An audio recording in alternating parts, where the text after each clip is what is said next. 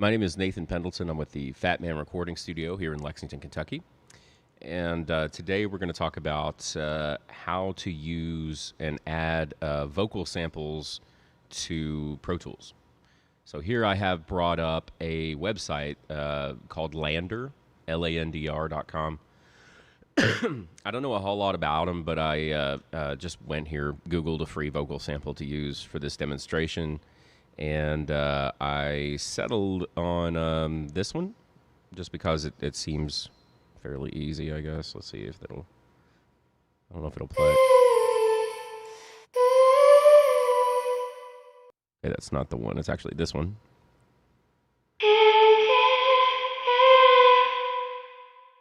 It's a little loud. Sorry about that. So I've downloaded the sample. All I've done is I've just made a free account. The advantage there, though, is that it tells you that it's on 90 BPM. So if you're going to use samples, the first thing you should know is that Pro Tools itself is not very conducive to using clips or making loops or beats or anything like that. Usually Pro Tools is good for making a beat or something in another program and then bringing it over to Pro Tools for editing, mastering, and mixing and whatnot.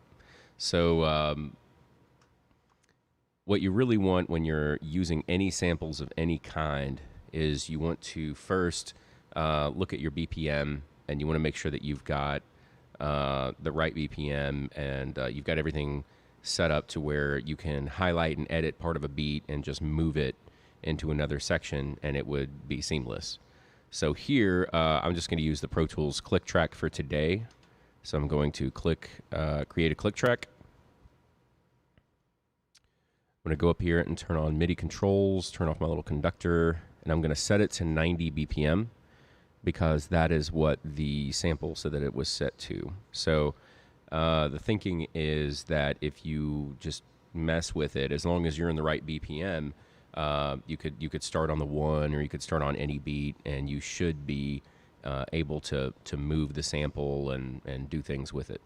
So let's do it then. So for the drums on this piece, or for the beat, I'm just going to use the in-house Pro Tools click track, and I am going to zoom in here so that you can see.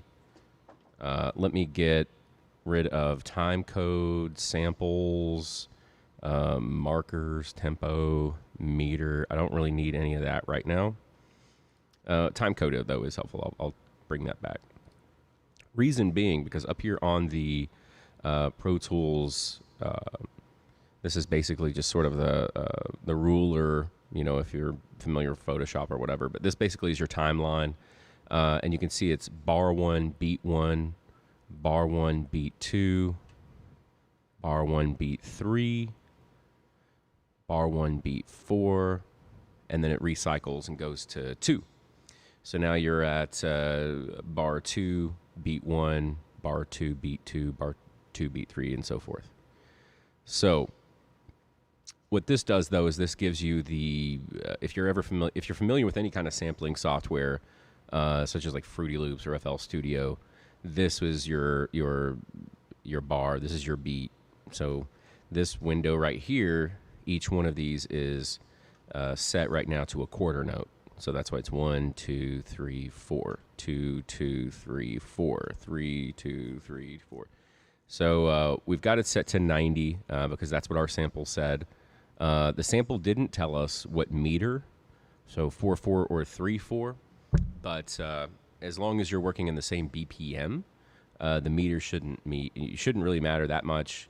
And also, it may just affect where you move it within the beat, but it will not actually change your sample's ability to fit in. So here is how you add a sample to Pro Tools. So you've got this on the left here. You see this little tracks window. You've got my master, mic, reverb, click track.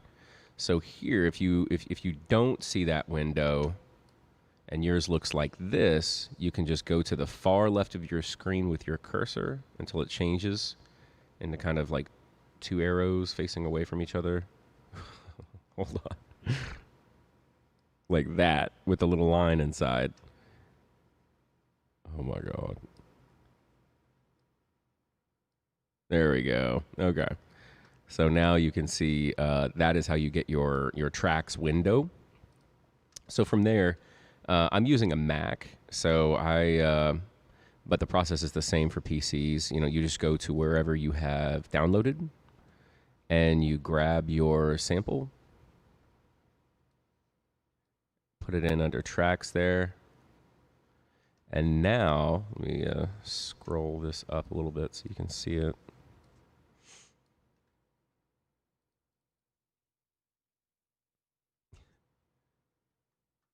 So now you can see right here we've got our WAV file. So we've got the sample. So let's go ahead and turn on the click track. I'm going to mute the sample for a second so that we can just listen to this beat. And let's see what this sounds like.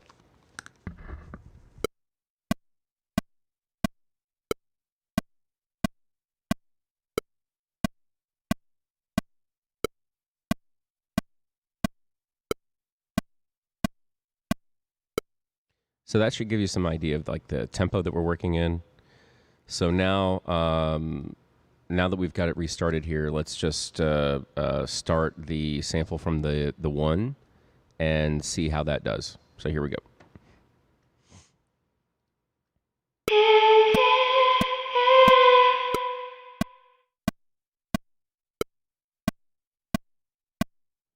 Okay, so it seems to kind of fit. It's got a little bit of an odd timing, but that is cool. So let's say it takes up the whole bar basically.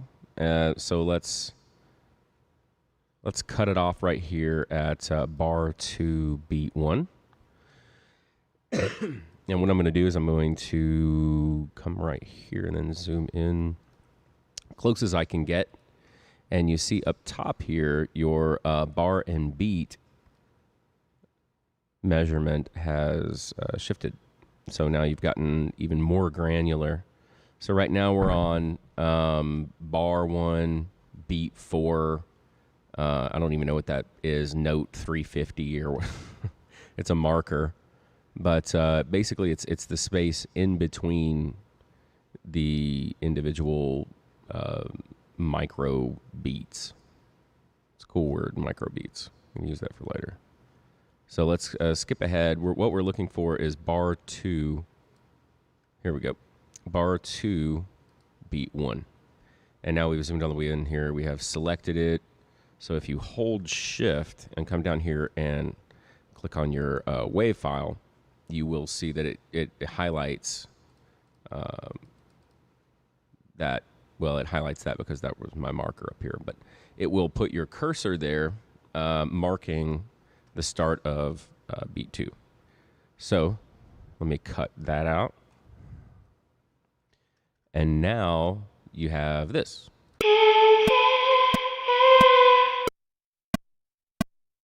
So you can see it cuts off a little bit short, or it feels that way anyway, just because that's where the wave ends. So let's see here. Normally, too, when you have a vocal sample, I don't think it's going to take up like a whole bar if it's part of the beat. If it's its own section, you know, you'll just plug it right in and let the beat play under it. So that it's good for, say, spoken word or something of that nature. Right now, what we're looking at is just this little sung part here. So you can take that. One tool that in your arsenal that's kind of cool for trying to use samples and that sort of thing in Pro Tools is up top here in the very, very top toolbar. You can see where it says clip.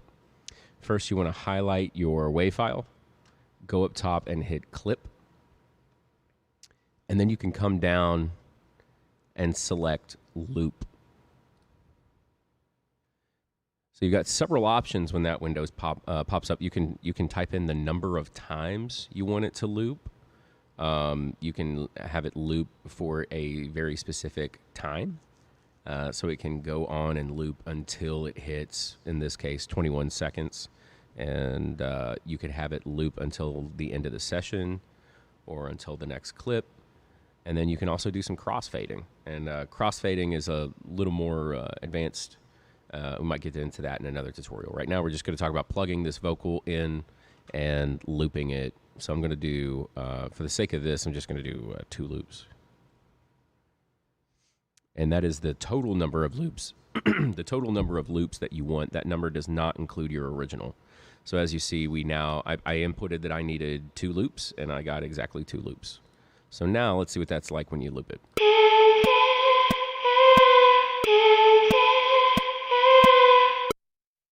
So you can see it's looped now. Let's try and make it a little bit longer, because I'm surprised that actually sounded decent. So let's go to clip and go to loop. Let's loop it 4 times, I guess. Just something short so that we can check it out. Here we go.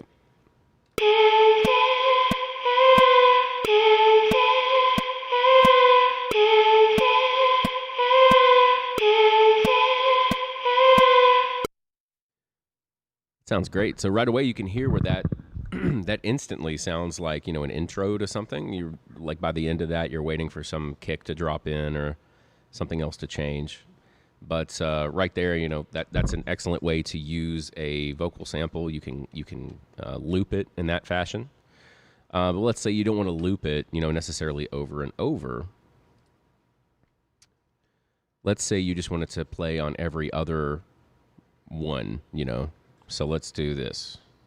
I'm going to return it back to its original shape. So that's all I did there. Was I just highlighted the end of that wave and pulled it out again, so I didn't cut it off anymore. So now what I'm going to do is, instead of highlighting that whole first bar alone, I'm going to do 2 bars. So what I need to find now is bar 3, beat 1. So I'm going to zoom in so I can see really, really closely.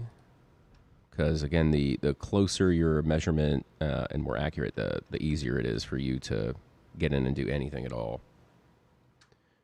Okay, so let's see.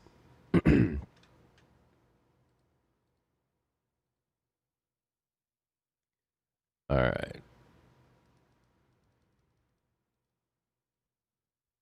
And here it is. Bar 3, beat 1. So it looks like our sample may actually be pre-cut to bar 1. So I'm going to drag the track up there right next to the ruler so that we can see. There it is. I've zoomed in as far as you can go.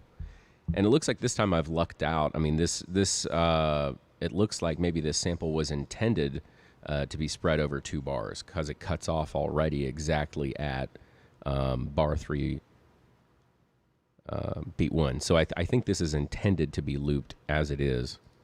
So first, before I mess with it and do it every other one, I'm going to just loop that so we can see what that sounds like. And again, I go up there, I click clip, and then go down to loop, and then number of loops, I'm going to do 4. So let's listen to that.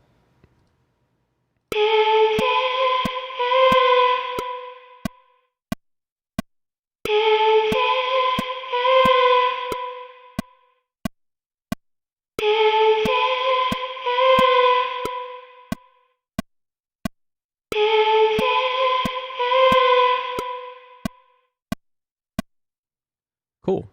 So if you had a beat there, it would, play over the beat and would be, it would be doubled every other bar. So it's already set for that. So now let's do this instead. Let's do undo loop. And as we said, we want this, instead of looping it every time, I'm going to loop this every other 2 bars. So we're going to have 2 bars on, 2 bars off, 2 bars on, and I'm going to show you how to do that. So the first thing you want to do is click on your WAV file, which should be cut for 2 bars, and then copy it. Now go find 2 bars later. So that's, if we skip bars 3 and 4, that puts us to bar 5. So let's go to bar 5.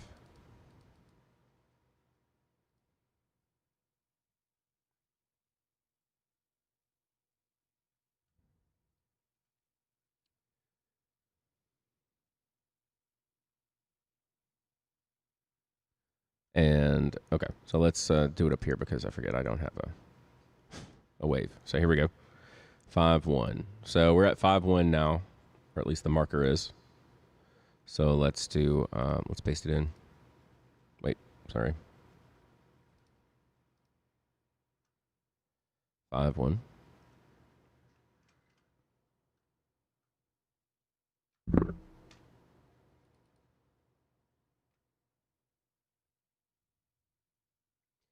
So I'm just going to go up here to 5-1, and that's where the marker is.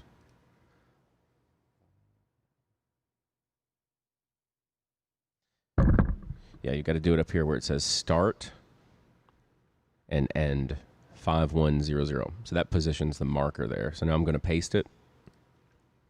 Sorry, I got a little turned around. So what this would do, now we can highlight these and then we can loop them. However, as you probably already guessed or may have seen or may have reasoned out here, the wave files themselves, if you just loop this, then you're going to have on for 2 bars, off for 2 bars, on for 2 bars. It loops, so you're going to have on for 2 bars, off for 2 bars, on for 2 bars. So if you're going to loop that space, you need to include that space as well.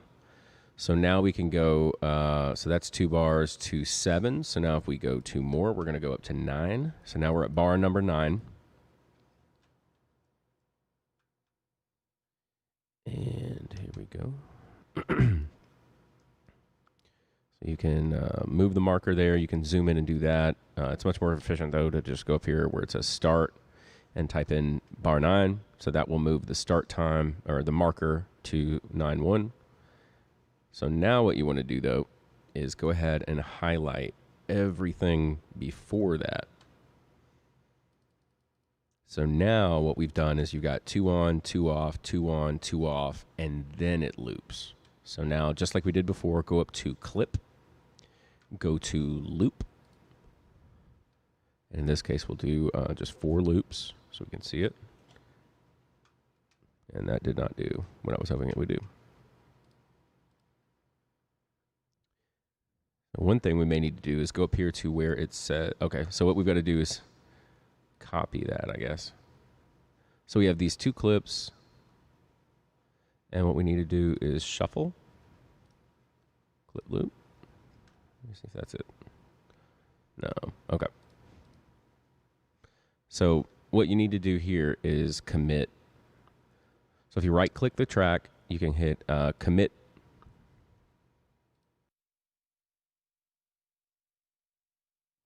So as you can see now, you've got your you've got a wave file here that includes this little break in the middle. Something you can do is you can go in. Let's go to just bar 3 here.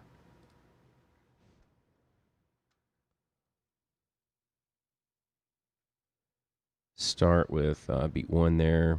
Cut all the way to 5-1. You want to zoom in on the far end to just make sure that you're lined up right on 5-1. Looks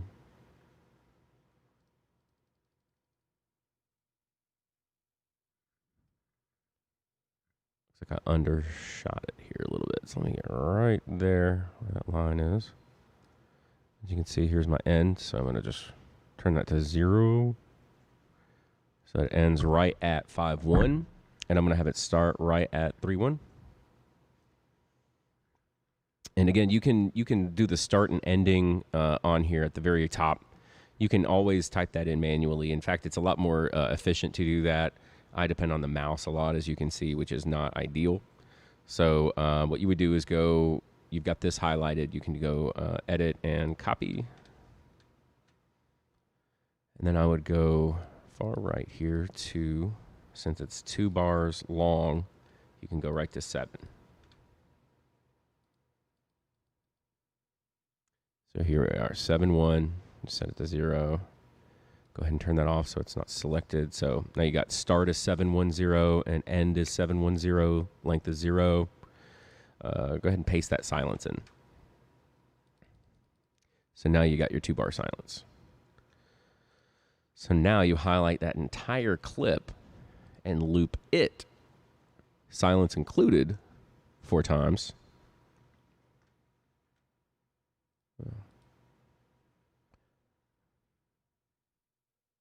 Let's commit again. Okay, now we have one clip. So we clip it, loop it 4 times. Boom. Now you finally got the desired result. Finally. So here we go.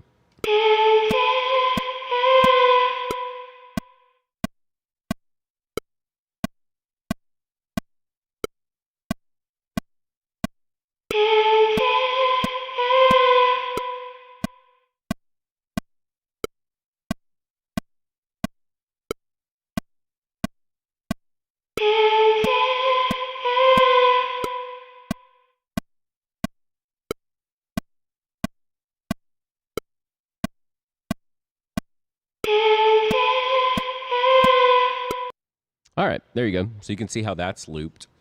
And this is just a vocal. You can do the same with beats. You can cut different parts of beats and just loop a section of a break or something like that. And that's something that we'll go over in another tutorial. But as far as how to add vocal samples, if you had, say, just a big spoken word part and you already had a beat, then you can just drop your spoken word in and move it, and it should just fit naturally. And you can kind of decide on the cadence by moving it around within the beat. But when it comes to actually looping a vocal sample, you can do it this way. You can also just take, if you only want it to appear in one part of the song, maybe it's not part of the entire beat, you can just take the original sample. So let me undo the loop, undo the stuff we've done to it here, and we'll go back to the original. Cool. So here we go. Here's the original clip that we had. All I did was just undo my way back here to where we started. So now you've got this right here where you've just got the original clip measured out for 2 bars, as we said. So you can take this and, say move it to wherever you want it to appear. So let's turn it back on slip instead of shuffle. And so you can move this anywhere you like. So what I'm going to do is move it around. Let's have it start on, let's have it start on bar 4 for some reason. That sounds like fun. Okay, so that's pretty close. I mean, that's right about where I need to be. I can zoom in and see I've overshot it and back it up. Okay, so that's all set. So now it'll just pop in on bar 4. So check this out.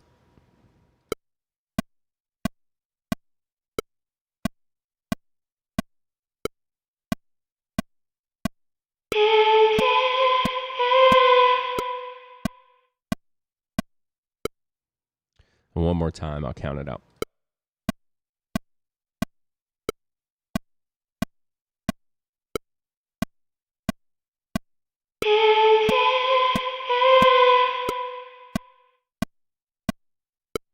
That's another way you can include a vocal. You can have it, and that way when you loop, your beat or the rest of this, all you got to do is, click on just that section. You highlight the whole beat, all 4 bars or whatever it is, 8 bars. You go to clip and loop it, and then it will include that every time that it loops the beat. It will also put that section in alongside it. So you can see we're, again, going back to the original message, and to finish this video out, I just want to reiterate that Pro Tools is not really what you want to do for sampling. I don't think so anyway, personally. It's not my favorite platform to do sampling on. I think that it's better for mixing, mastering, and that sort of thing. If you're looking to really do some sampling and using samples to make music, then you're better off doing another platform probably. Ableton is really popular, of course, and what else? I mean, there's so many platforms now. Even GarageBand is totally viable for making music. It sounds amazing, sounds great, and it has a lot of shortcuts and a lot of really cool things to get people inspired and started. Logic, of course, is the big one that's up and coming right now. Logic is another platform you might want to look at for sampling. However, if you're in a studio situation and you have a beat on the screen and somebody wants to just, hey, I've got a vocal line, I just want to sing it real quick, can I do that? You could put on a matching, BPM click track, or you can, have the beat lined up, let them sing over the beat, and then cut the vocal. But the most important thing with Pro Tools, again, is using this click track functionality and making sure that if you're trying to do sampling of any kind, even if it's live sampling of live instruments, you are always going to need to make sure that you're lined up right on a grid like this, so that you can measure what you're cutting and paste it. So you're not just willy-nilly putting beats in places or together that don't match, because then you can have a situation where the song will speed up or slow down, and then that's not right. So again, Pro Tools is not really the thing for sampling, but if you have to, hopefully now you know how. Please reach out to us, send an email at this right there, fatmanrecordingstudio@gmail.com. We also are happy to take donations, and be sure to tune in for Psychedelic Sunday Sounds at noon to 2 on Sundays Eastern, and on Mondays from 7 to 8 p.m. Eastern, we now have the Live from the Fat Man, which brings you a new local band every week from Lexington, Kentucky. So be sure to stay tuned in. And if you have any ideas for more Pro Tools tutorials, please click subscribe if you're on YouTube. Comment what you would like to see, or send us a message. Thank you so much, and thank you for watching.